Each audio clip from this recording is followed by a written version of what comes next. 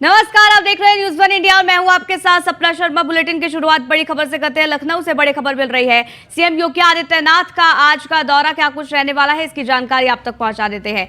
अंबेडकर नगर और गोरखपुर जाएंगे सीएम योगी आदित्यनाथ। महा जनसंपर्क अभियान के तहत कार्यक्रम का आयोजन होने जा रहा है। सीएम योगी आदित्यनाथ जनसभाओं को संबोधित करेंगे और इस दौरान क्या कुछ सीएम योगी आदित्यनाथ के द्वारा कहा जाएगा, ये देखना होगा। कई अन्य कार्यक्रम में भी शिरकत करेंगे सीएम योगी आदित्यनाथ। तो कई कार्यक्रम आज के दिन प्रस्तावित है सीएम योगी आदित्यनाथ के, और उसमें एक एक कर वो शामिल होने वाले हैं। आपको बता दें कि महा जनसंपर्क अभियान चलाया जा रहा है और इसके तहत ये कार्यक्रम जो है वो आयोजित किया गया है। सीएम योगी आदित्यनाथ जनसभा को संबोधित भी करने वाले हैं और इस दौरान 9 साल के बखान किया जाएगा। नरेंद्र मोदी के 9 साल पूरे हो गए हैं और इसको देखते हुए जो महा जनसंपर्क अभियान चलाया जा रहा है, उसी के मद्देनजर ये कार्यक्रम है जिसमें सीएम योगी आदित्यनाथ मोदी सरकार के 9 साल का बखान करेंगे। कई अन्य कार्यक्रम में भी सीएम योगी आदित्यनाथ शिरकत करने वाले हैं और इस कार्यक्रम को लेकर तमाम तरीके की जो तैयारियां हैं वो पूरी कर ली गई हैं। तो सीएम योगी आदित्यनाथ का आज क्या कुछ दौरा रहने वाला है, इसकी लगातार जानकारी आप तक पहुंचा रहे हैं। तो सीएम योगी आदित्यनाथ का आज दौरा तूफानी दौरे पर है। अंबेडकर नगर और गोरखपुर जाएंगे सीएम योगी आदित्यनाथ। और आपको बता दें कि महा जनसंपर्क अभियान के तहत कार्यक्रम है जो कि आयोजित किया गया है। इसके साथ ही सीएम योगी आदित्यनाथ जनसभाओं को संबोधित भी करने वाले हैं। वहीं इस दौरान क्या कुछ कहा जाएगा देखना होगा, लेकिन कई अन्य कार्यक्रम भी हैं जो कि प्रस्तावित किए गए हैं सीएम योगी आदित्यनाथ का, उसमें भी वो शामिल होते सम्मिलित होते नजर आएंगे। क्योंकि देखिए, मिशन 2024 है, इसको लेकर तमाम तरीके की तैयारियां की जा रही है। वहीं महा जनसंपर्क अभियान भी चलाया जा रहा है। मोदी सरकार के 9 साल पूरे हो गए हैं, इसको देखते हुए ये महा जनसंपर्क अभियान है और इसी को देखते हुए ये विशेष कार्यक्रम सीएम योगी आदित्यनाथ का आज का है। दिल्ली से खबर है, जब प्रधानमंत्री नरेंद्र मोदी आज अमेरिका के दौरे के लिए रवाना होने वाले हैं। आपको बता दें कि प्रधानमंत्री नरेंद्र मोदी कांग्रेस के संयुक्त सत्र को संबोधित भी करेंगे। आज से 25 जून तक अमेरिका और मिस्र की राजकीय यात्रा पर प्रधानमंत्री नरेंद्र मोदी रहने वाले हैं। वैश्विक मुद्दों पर चर्चा कर सकते हैं प्रधानमंत्री नरेंद्र मोदी। प्रधानमंत्री मोदी की अमेरिका यात्रा न्यूयॉर्क से शुरू होगी। 21 जून को न्यूयॉर्क स्थित संयुक्त राष्ट्र मुख्यालय में अंतर्राष्ट्रीय योग दिवस समारोह की अगुवाई वो करेंगे। वहीं संयुक्त राष्ट्र महासभा ने दिसंबर 2014 में एक प्रस्ताव पारित कर 21 जून को अंतर्राष्ट्रीय योग दिवस घोषित किया था। प्रधानमंत्री नरेंद्र मोदी मिस्र के राष्ट्रपति अल सीसी के साथ द्विपक्षीय वार्ता भी वो करेंगे। वहीं कुछ समझौता ज्ञापनों पर हस्ताक्षर भी इस दौरान किए जाएंगे। दौरे से पहले प्रधानमंत्री नरेंद्र मोदी ने ट्वीट किया है और ये लिखा है कि सभी क्षेत्रों के लोग मेरी आगामी यूएसए यात्रा पर अपना उत्साह साझा कर रहे हैं। मैं इसके लिए उन्हें धन्यवाद देता हूं। तो अमेरिका दौरे से पहले प्रधानमंत्री नरेंद्र मोदी का ये ट्वीट आपको दिखा रहे हैं, जिसमें उन्होंने लिखा है कि कांग्रेस के सदस्यों, विचारकों और अन्य लोगों सहित जीवन के सभी क्षेत्रों के लोग मेरी आगामी यूएसए यात्रा पर अपना उत्साह साझा कर रहे हैं। मैं उनके उदार शब्दों के लिए उन्हें धन्यवाद देता हूं। इस तरह का विविध समर्थन भारत अमेरिका संबंधों की गहराई को रेखांकित करता है। तो वैश्विक मुद्दों को लेकर यहां चर्चा की जाएगी। प्रधानमंत्री नरेंद्र मोदी आज अमेरिकी दौरे के लिए रवाना हो जाएंगे। आपको बता दें कि प्रधानमंत्री नरेंद्र मोदी कांग्रेस के संयुक्त सत्र को भी संबोधित करने वाले हैं। आज से 25 जून तक अमेरिका और मिस्र की राजकीय यात्रा पर प्रधानमंत्री नरेंद्र मोदी है। कई ऐसे वैश्विक मुद्दे हैं जिसको लेकर प्रधानमंत्री नरेंद्र मोदी चर्चा करेंगे और यहां पर अपनी बात विदेशी पटल पर रखी जाएगी। तो 21 जून को न्यूयॉर्क स्थित संयुक्त राष्ट्र मुख्यालय में कार्यक्रम है जिसमें वो शामिल होंगे।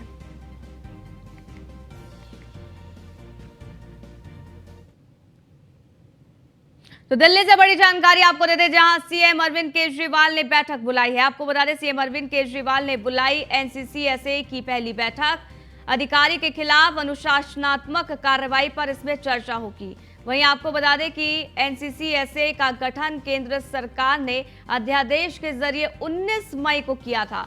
सुप्रीम कोर्ट ने सर्विस मामले में दिया था फैसला। वहीं 11 मई को कोर्ट ने दिल्ली में सेवाओं के नियंत्रण के मामले में फैसला सुनाया था। हालांकि इस बैठक के दौरान क्या कुछ सामने आता है ये देखना होगा, लेकिन यहां पर अधिकारियों के खिलाफ अनुशासनात्मक कार्रवाई पर चर्चा होगी, ये जानकारी है। तो सीएम अरविंद केजरीवाल ने बैठक बुलाई है और ये विशेष बैठक आपको बता दें कि सीएम अरविंद केजरीवाल ने बुलाई एनसीसी-एसए की पहली बैठक और अधिकारियों के खिलाफ अनुशासनात्मक कार्रवाई पर इसमें चर्चा होगी। इसके साथ ही आपको बता दें कि एनसीसी-एसए का गठन केंद्र सरकार ने अध्यादेश के लिए किया था और सुप्रीम कोर्ट ने जिस तरीके से फैसला सुनाया था उसके बाद जो केंद्र सरकार की तरफ से अध्यादेश लाया गया, हालांकि उसके खिलाफ लगातार समर्थन यहां सीएम अरविंद केजरीवाल के द्वारा जुटाया जा रहा है। लेकिन आज ये बैठक होने वाली है बेहद महत्वपूर्ण और इस बैठक में अधिकारियों के खिलाफ अनुशासनात्मक कार्रवाई के खिलाफ चर्चा की जाएगी। सुप्रीम कोर्ट ने सर्विस मामले में एक विशेष फैसला इस दौरान दिया था और 11 मई को कोर्ट ने दिल्ली में सेवाओं के नियंत्रण के मामले में फैसला सुनाया था। तो इस बैठक से क्या कुछ निकलकर सामने आएगा ये देखना होगा, लेकिन सीएम अरविंद केजरीवाल ने एनसीसी-एसए की पहली बैठक बुलाई है, ये बड़ी जानकारी है। तो CM Yogi Adityanath heat wave को लेकर सख्त हैं। सीएम योगी आदित्यनाथ की अध्यक्षता में मुख्यमंत्री आवास पर हीट वेव को लेकर बैठक हुई। बैठक में सीएम योगी ने अफसरों को दिशा निर्देश दिए हैं। उन्होंने कहा कि लापरवाही से मौत हुई तो कड़ी कार्रवाई होगी। मुख्य सचिव और प्रमुख सचिव राजस्व बैठक में मौजूद रहे। वहीं प्रमुख सचिव स्वास्थ्य, अपर मुख्य सचिव वन भी मौजूद रहे। राहत आयुक्त समेत कई बड़े अधिकारी बैठक में शामिल थे। तो हीट वेव जिसका कहर देखने को मिल रहा है, इसके चलते कई लोगों की मौत हो गई है। अब इसको लेकर यहां पर सीएम योगी आदित्यनाथ सख्त हैं। बैठक हुई, इस बैठक में सीएम योगी आदित्यनाथ ने अफसरों को कई तरीके के दिशा निर्देश दिए। लापरवाही से मौत हुई तो कड़ी कार्रवाई होगी। सीएम योगी आदित्यनाथ ने सख्त रुख अख्तियार किया। वहीं मुख्य सचिव और मुख्य सचिव राजस्व बैठक में इस दौरान मौजूद रहे थे। प्रमुख सचिव स्वास्थ्य, अपर मुख्य सचिव वन भी इस दौरान मौजूद रहे थे। राहत आयुक्त समेत कई ऐसे बड़े अधिकारी थे जो कि इस बैठक में शामिल हुए थे, सम्मिलित हुए थे। तो हीट वेव को लेकर इसमें चर्चा की गई, यहाँ रिपोर्ट मांगी गई कि आखिरकार क्या कुछ कारण रहे हैं। अब इसको देखते हुए ये कहा गया है कि अगर किसी ने लापरवाही बरती तो उनके खिलाफ सख्त कार्रवाई की जाएगी।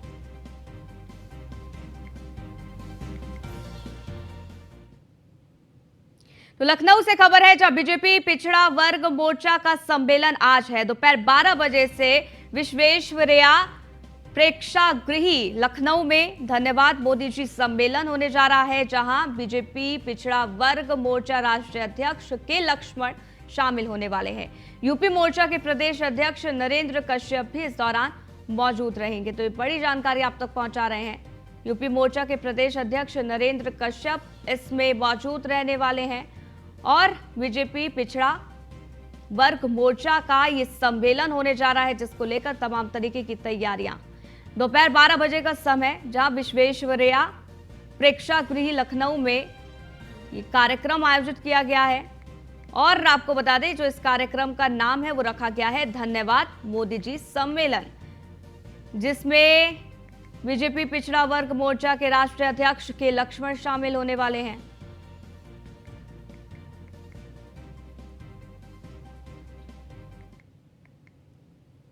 मुजफ्फरनगर से खबर है, जहां एक ही परिवार के 4 मासूम जो बच्चे हैं वो लापता हो गए हैं।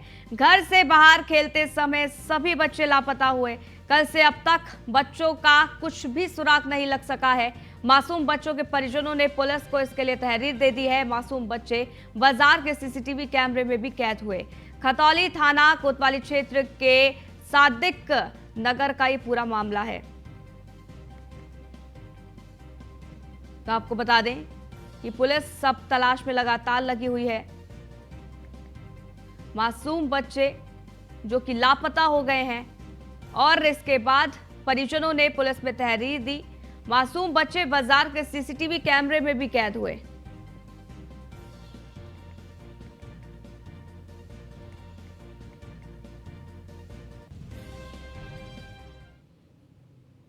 वहीं झांसी के शाहजहांपुर थाना क्षेत्र में अज्ञात वाहन की टक्कर से बाइक सवार एक युवक की मौत हो गई है, जबकि दूसरा युवक गंभीर रूप से घायल हो गया है, जिसकी सूचना मिलते ही 108 एम्बुलेंस से दोनों को मोठ ट्रामा सेंटर भर्ती कराया गया, जहां चिकित्सकों ने एक युवक को मृत घोषित कर दिया है, जबकि दूसरे युवक की हालत नाजुक बताई जा रही है, जिसको झांसी अस्पताल रेफर कर दिया गया है। अज्ञात वाहन ने बाइक सवार युवकों को टक्कर मारी और इस सड़क हादसे में एक की मौत हो गई है और दूसरा घायल हो गया है, जिसके बाद पुलिस मौके पर पहुंची और मृतक के शव को पोस्टमार्टम के लिए भेज दिया गया है, जबकि जो घायल युवक है उसका इलाज अस्पताल में जारी है। फिलहाल पुलिस इस पूरे मामले की जांच कर रही है। खबर एटा से है, जहां पर आपसी विवाद को लेकर नशेबाज ने युवक को गोली मार दी है, जिसके बाद पेट में गोली लगने से युवक की हालत गंभीर बताई जा रही है। फिलहाल घायल युवक का इलाज चल रहा है। ये पूरा जो मामला है वो सकीट थाना क्षेत्र के गड़िया यादगारपुर गांव का बताया जा रहा है। तो मामूली कहासुनी हुई थी, जिसके बाद मारपीट हुई। नशेबाज ने युवक को गोली मारी है, ये जानकारी मिल रही है। बताया जा रहा है कि कुछ मामूली कहासुनी हुई थी, जिसके बाद युवक को गोली मारी गई। हालांकि पुलिस अब इस पूरे मामले की जांच कर रही है।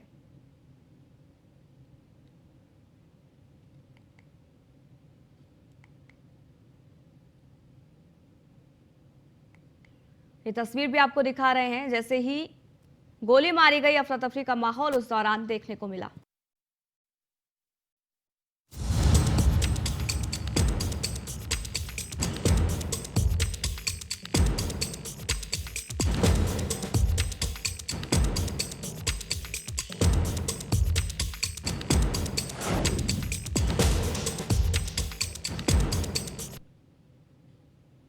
वहीं मिशन 80 की तैयारी में जुटी बीजेपी हर कदम फूंक फूंक कर रख रही है।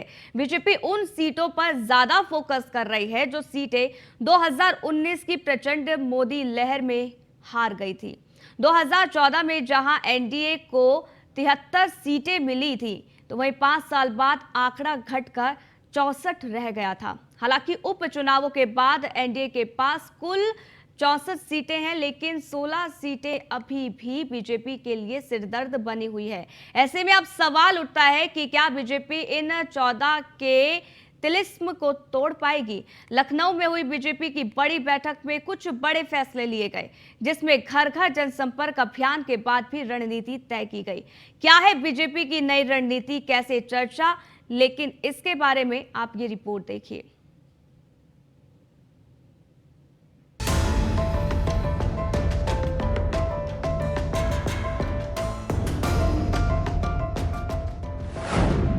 चौदह का तिलिस्म तोड़ने की तैयारी, वहां है नजर जहां पर हारी।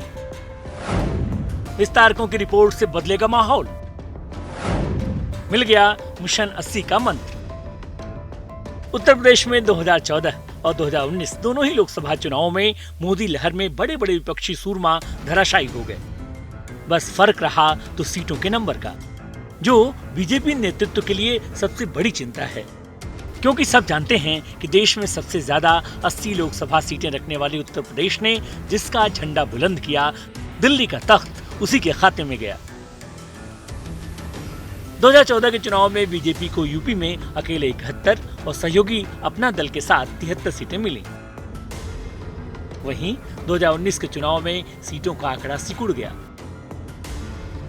बीजेपी को 62, सहयोगी अपना दल को 2, यानी कुल 64 सीटें मिली। बाद में उपचुनाव में बीजेपी ने रामपुर और आजमगढ़ सीटें सपा से छीन ली। फिलहाल यह आंकड़ा 66 का है। बीजेपी की चिंता वो 14 लोकसभा सीटें हैं जहां मुकाबला बेहद कड़ा है। इनमें से ज्यादातर सीटें पश्चिमी यूपी और अवध क्षेत्र की हैं। हालांकि पार्टी नेताओं का मानना है कि सीटें कम होने की कई वजह रहीं जो अभी फिलहाल नहीं हैं। यूपी में बीजेपी को 50% से ज्यादा वोट मिले। इसके बाद भी बीजेपी 14 सीटों पर गहन मंथन में जुटी है। इनमें जौनपुर, अंबेडकर नगर, नगीना, संभल, मुरादाबाद, रायबरेली और मैनपुरी की सीटें हैं। इसके अलावा गाजीपुर, अमरोहा, सहारनपुर समेत कुल 14 सीटों पर खास नजर है। इन सीटों पर मुस्लिम मतदाता निर्णायक भूमिका में हैं।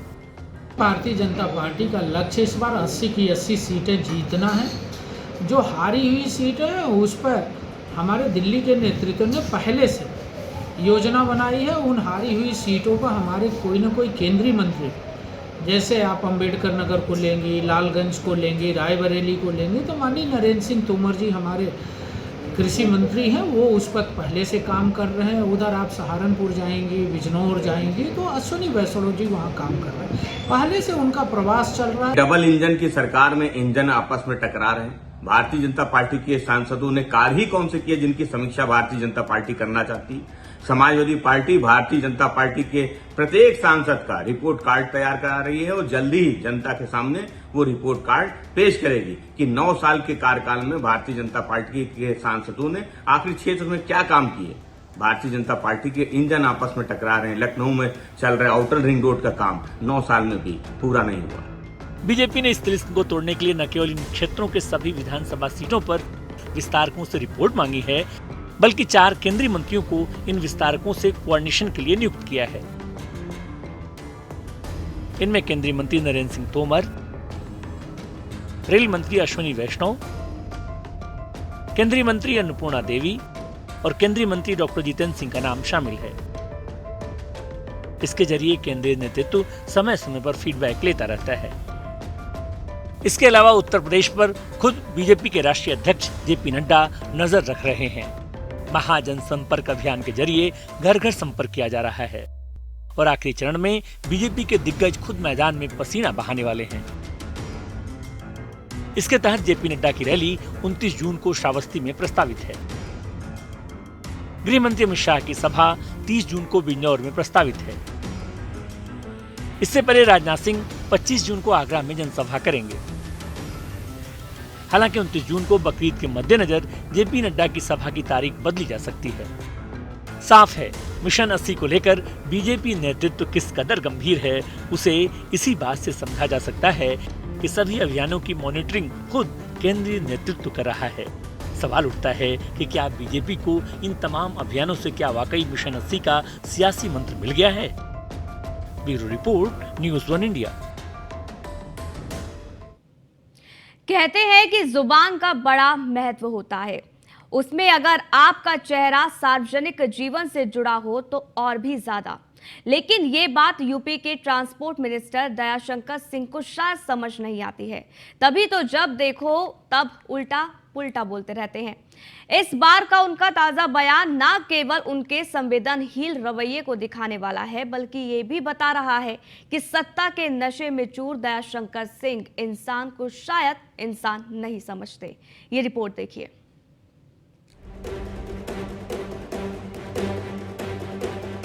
गर्मी के समय में पहले भी थोड़ा मृत्यु दर बढ़ जाती है। जरा सुनिए मंत्री जी को। इनके गृह जिले बलिया में 24 घंटे में 50 से ज्यादा लोगों की मौत हो गई और मंत्री जी को कुछ फर्क नहीं पड़ता शायद। यूपी के मंत्री हैं दयाशंकर सिंह, लखनऊ यूनिवर्सिटी के अध्यक्ष रह चुके हैं। कायदे से जमीन से उठकर सियासत के शिखर पर पहुंचने वाले ऐसे नेताओं से संवेदना की अपेक्षा ज्यादा होती है। लेकिन शायद दयाशंकर सिंह को लखनऊ यूनिवर्सिटी के संघर्षों वाले दिन भूल गए और मंत्री बनकर एसी की ऐसी आदत पड़ी है कि अब जनता का दुख दर्द उन्हें नहीं दिखता। एक बार फिर सुनिए दयाशंकर सिंह का बयान। पहले का भी है तो वो ऐसा नहीं है कि केवल इसी के कारण हो रहा है, ऐसा नहीं है। ये गर्मी के मौसम में आप बुजुर्ग आप देख रहे होंगे, उसमें कोई 70 साल 60 साल से ऊपर के लोग ही हैं। ट्रांसपोर्ट मिनिस्टर है दयाशंकर सिंह, लेकिन ज्ञान ऐसे बघार रहे हैं जैसे बड़े वाले स्वास्थ्य विशेषज्ञ यही है। कायदे से होना तो ये चाहिए था कि ये पीड़ित के घर वालों से मिलते, डॉक्टरों की क्लास लेते, अधिकारियों को इंतजाम ना करने के लिए फटकार लगाते, मगर नहीं, इन्हें तो बस अपनी टीआरपी से मतलब है। उल्टा पुल्टा बोला और बोलकर निकल लिए। एक बार फिर सुनिए मंत्री महोदय को। शायद इनका दिल सत्ता के नशे में पत्थर हो चुका है। तो ये जनरली होता है और उसकी पूरी हम लोग रोकथाम के लिए जो भी सरकार की तरफ से व्यवस्था, जिला अस्पताल पर सभी हमारे दो ज्वाइंट डायरेक्टर लेवल के लोग यहाँ पर उपस्थित हैं और अपना काम कर रहे हैं। थोड़ा दिमाग पर जोर डालिए, ये वही नेताजी हैं जो 7 साल पहले भी सुर्खियों में आए थे, जब मायावती पर अपमानजनक टिप्पणी कर दी थी। फिर बहन जी और उनके समर्थकों ने ऐसी रेल बनाई थी कि आखिरकार माफी मांगनी पड़ी थी। अब एक बार फिर दयाशंकर सिंह का यह बयान उनकी मुश्किलें बढ़ाएगा या नहीं, ये तो तय नहीं, मगर ये तय हो चुका है कि कुर्सी के अहंकार में मंत्री महोदय चूर हो चुके हैं। उन्हें ना तो सीएम योगी के उस आदेश का अनुपालन कराने की फिक्र है जिसमें कहा गया था कि जून महीने से पहले सभी अस्पतालों में बिजली, पानी समेत दवाओं तक की व्यवस्था दुरुस्त होनी चाहिए, मगर शायद मंत्री महोदय को लखनऊ ज्यादा रास आ रहा है, इसलिए क्षेत्र की जनता जिए या मरे इन्हें कोई फर्क नहीं पड़ता। काश मंत्री जी 2 महीने पहले आप जाग गए होते और कम से कम प्रदेश नहीं तो अपने ही जिले की व्यवस्था को जांच लिया होता, तो शायद बलिया के जिला अस्पताल में यूं मातम का माहौल न होता। Bureau report, news 1 India. तो इस बुलेटिन में फिलहाल के लिए बस इतना ही, रुकेंगे एक छोटे से ब्रेक के लिए। देखते रहिए न्यूज़ 1 इंडिया।